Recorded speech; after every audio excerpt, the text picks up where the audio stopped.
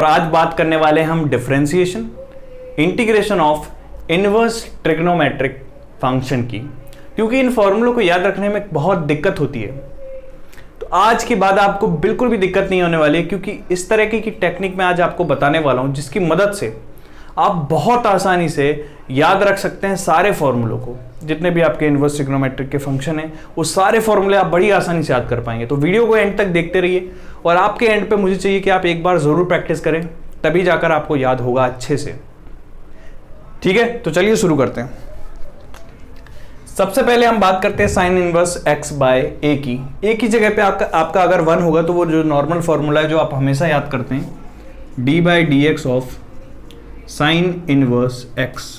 अगर यहाँ पर x के यहाँ पर 1 है, मतलब a की वैल्यू 1 है। ये नॉर्मल फॉर्मूला है, बट इस तरीके से हम याद करेंगे ताकि हम बाद में हमें कोई भी दिक्कत ना हो फॉर्मूलों को लिखने में। ठीक है, तो चलिए शुरू करते हैं। सबसे पहले हम बात करते हैं साइन इनवर्स x बाई ए की। तो यहाँ पर आपको देखिए जरा ध्यान से कि s, अगर मैं s के ऊपर वाले भाग को थोड़ा एक्सटेंड कर दूं, मतलब रूट आया। उसके पहले एक बात मैं आपको बता दूं कि जब हम इनवर्स की बात करते हैं तो इसको हम इस तरीके से लिखते हैं। इनवर्स वाली जो टर्म है उसे हम इस तरीके से लिखते हैं। इसका मतलब है कि इन सभी में फ्रैक्शन आने वाला है। तो ये एक याद रखने का तरीका है कि जब भी इनवर्स का फॉर्मूला आएगा मतलब आपको फ्रैक्शन में तो मिलने वाला है रिजल्ट। अब आपको क्या करना है कि आपको पता चल गया कि सभी जगह पे फ्रैक्शन आने वाला है, तो आपने फ्रैक्शन यहाँ पे लगा दिया। मतलब एक ऊपर टर्म आएगी, कुछ एक नीचे आएगी। अब हमने देखा यहाँ पे कि s को जब हम ऊपर भाग को एक्सटेंड कर रहे हैं, मतलब कि यहाँ पर क्या आएगा, आपका रूट आ रहा है। इसको रूट के जैसा दिख रहा है थोड़ा ये, तो इसका मतलब यहाँ पर क्या आएगा, रूट आएगा। सिमिलरली यहाँ पर भी हम बात करें तो फ्रैक्शन टर्म यहाँ पर भी आएगी, और s को जब हम एक्सटेंड कर रहे हैं तो रूट आएगा, मतलब इसमें भी रूट आएगा। 10 पहले हम इन तीन फॉर्मूलों पे बहुत ज़्यादा ध्यान देंगे, क्योंकि अगर ये 3 हो गए आपको याद तो बाकी के सारे समझो याद हो चुके हैं। ये सिंपल आपको मान लेना है।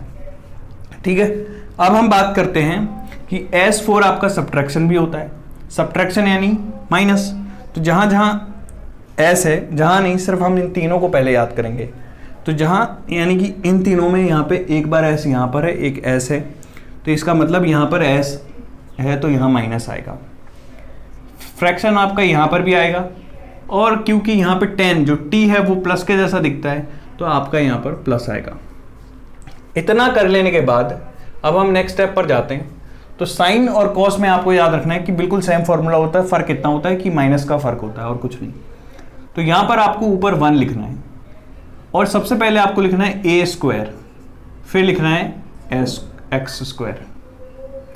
वही सेम फॉर्मूला इसमें भी होगा, फर्क इतना होगा कि यहाँ पे सिर्फ माइनस का चेंज होगा और कुछ चेंज नहीं होगा। तो 2 फॉर्मूले बन गए। आपको पहले ये 3 फॉर्मूले बनाने, फिर बाकी के इनको कॉपी कर देना इसमें माइनस का साइन लगाकर। इसमें आपको खास बात ये ध्यान रखनी है कि tan, cot, sec, cosec सभी में जो न्यूमरेटर का टर्म है वो a होगा, यानी जो ऊपर वाला टर्म है वो क्या होगा, a होगा। अब 10 में रूट का टर्म तो है नहीं, तो यही वाला पूरा आपको उठा के लिख देना है, मतलब कि a स्क्वायर और यहाँ पर x स्क्वायर लिख देना है। इसमें सेम फॉर्मूला होगा, सिर्फ माइनस का चेंज होगा। तो ये बन गया हमारा अगला फॉर्मूला। अब बात करते हैं सेक की। तो सेक देखिए S4, ये याद रखना है कि S4 सिक भी होता है। सिक यानी होता है बीमार, यानी कि सेक हमारा कैसा है, बीमार है। बीमार है तो कुछ ना कुछ उल्टा सीधा इसके साथ काम हुआ होगा। तो यहाँ पर हम a square plus x square लिख रहे हैं, तो अब हम इसको उल्टा करके लिखेंगे, तो एक्स स्क्वायर माइनस ए स्क्वायर लिखेंगे। यहाँ पर भी आपका a ही आएगा ऊपर। अब क्योंकि ये बीमार है तो इसीलिए हमें इसको कुछ मेडिसिन देने की जरूरत रहेगी। तो मेडिसिन फॉर आप कंपेयर कर सकते हैं कि मॉड को।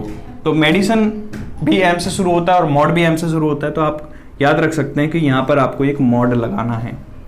तो इस तरीके से हम बड़ी आसानी से याद कर पाएंगे इस फॉर्मूले को। अब सिमिलर फॉर्मूला आपको नीचे लिख देना है।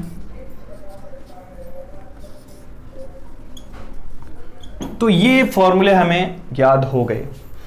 एक बार आप प्रैक्टिस कीजिए अपने एंड पर इन्हें याद करने की कि किस तरीके से हम इसको याद कर सकते हैं। तो चलिए बात करते हैं अब इंटीग्रेशन के फॉर्मूले की। तो इंटीग्रेशन में क्या होता है कि जब हम जिस भी चीज का डिफरेंशिएशन करते हैं तो जो रिजल्ट मिलता है उसका अगर हम इंटीग्रेशन करें तो वापस वही मिलता है जिसका डिफरेंशिएशन किया था। इसका मतलब अगर इन सभी टर्म का हम इंटीग्रेशन करें तो रिजल्ट में हमें यही मिलेगा।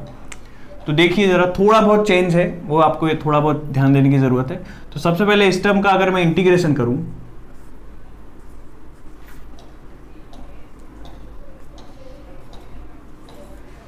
तो इसका इंटीग्रेशन का जो रिजल्ट आएगा वो आएगा आपका साइन इनवर्स x बाय ए प्लस। बात करते हैं दूसरे फॉर्मूले की तो वो सेम हो जाएगा आपका, सिंपल यहां पर माइनस का चेंज होगा वो आप कर लीजिएगा। अब मैं बात करता हूं नेक्स्ट, अगर यहां पर आपका माइनस होगा तो ये कॉस इनवर्स x बाय ए हो जाएगा। अब बात करते हैं इस फॉर्मूले की, इसका इंटीग्रेशन करना है। सो ए एक्स स्क्वायर प्लस ए स्क्वायर प्लस एक्स स्क्वायर, इसका अगर हम इंटीग्रेशन करेंगे, अगर मैं इस a को यहां ना लगाऊं तो अगर आप मान लीजिए कि यहां पर आपका 1 है, तो अगर ये 1 है तो ये जो a है वो यहां आ जाएगा। अब फॉर्मूला सेम हो जाएगा, tan इनवर्स x बाय ए प्लस सी। और सिमिलर फॉर्मूला आपका कॉट का भी हो जाएगा, सिर्फ यहां अगर माइनस होगा तो सेम फॉर्मूला होगा, बस यहां पर चेंज क्या होगा कि यहां पर कॉट इनवर्स x बाय ए हो जाएगा। अब बात करते हैं सेक इनवर्स x बाय ए की, तो integration of a upon mod x into x square minus A square. तो यहां पर ये अगर मैं a यहां ना रखूं तो इसे मैं यहां ले आऊंगा और फिर जो रिजल्ट आपको देखने को मिल रहा है कि इसका सेक इनवर्स x बाय ए होता है, यहां पर सेक इनवर्स x बाय ए, तो इसका जो रिजल्ट हो जाएगा सेक इनवर्स x बाय ए प्लस सी। और सेम फॉर्मूला आपका इसमें हो जाएगा, सिर्फ यहाँ पे अगर आप माइनस लगाएंगे तो ये हो जाएगा कॉस इनवर्स x बाय ए। तो इस तरीके से हम इंटीग्रेशन प्लस डिफरेंशिएशन के फॉर्मूले को याद कर सकते हैं। मेन ये है, ये 3 फॉर्मूले, अगर ये आपको याद हो गए तो सारे फॉर्मूले समझिए याद हो गए। 3 फॉर्मूले को बनाने के लिए एक बार मैं आपको क्विक रिवाइज करा देता हूँ कि किस तरीके से करना है। इनवर्स है तो समझना है कि आपको यहाँ पे फ्रैक्शन वाला पार्ट आने वाला है, फ्रैक्शन का फॉर्म आने वाला है, तो फ्रैक्शन लिख दिया। साइन और कॉस में याद रखना है कि ऊपर 1 होगा और tan में अगर x बाय ए का फॉर्म है तो ऊपर a होगा। अगर यहाँ पे मैं a की जगह पे 1 पुट कर दूं तो जो नॉर्मल फॉर्मूले होते हैं जो आप याद करते हैं हमेशा वो बन जाएंगे। तो इसमें आपको याद रखना है कि s, चूंकि अगर x के ऊपर वाले टर्म को हम थोड़ा एक्सटेंड करें तो रूट के जैसा दिखता है, और s फॉर सब्ट्रैक्शन होता है तो इसमें सब्ट्रैक्शन आएगा, और a स्क्वायर आगे लिखना है, x स्क्वायर आपको पीछे लिखना है। सेम फॉर्मूला कॉस में हो जाएगा। tan में याद रखना है कि t आपको प्लस के जैसा दिखता है तो यहाँ पर प्लस आएगा, रूट का टर्म आएगा नहीं क्योंकि उसमें s है नहीं, तो यहाँ पर रूट नहीं आएगा, पर इसमें ऊपर a आएगा, वही कॉट का होगा। अब सेक के लिए स्टोरी आपको याद रखनी कि सेक यानी सिक होता है, सिक यानी बीमार होता है, तो बीमार है तो ऊपर हम ए स्क्वायर पहले लिख रहे थे, अब ए स्क्वायर बाद में लिखेंगे क्योंकि थोड़ा बहुत उल्टा काम हो जाएगा। अब क्योंकि इसको मेडिसिन देने की ज़रूरत है क्योंकि ये बीमार है, तो यहाँ पर हम मेडिसिन फॉर मॉड याद रख सकते हैं और यहाँ पर हम एक्स इसके अंदर लिख देंगे। तो इस तरीके से बड़ी आसानी से याद रख सकते हैं आप सारे फॉर्मूलों को। मिलते हैं अगले वीडियो में जहाँ पे हम बात करेंगे कुछ और नए फॉर्मूलों को याद करने की टेक्निक के बारे में। तो इस वीडियो को देखने के लिए बहुत बहुत धन्यवाद।